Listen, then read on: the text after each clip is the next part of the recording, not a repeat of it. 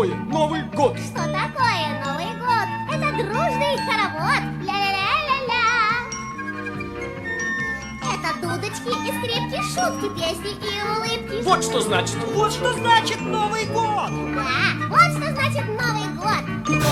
Если Дед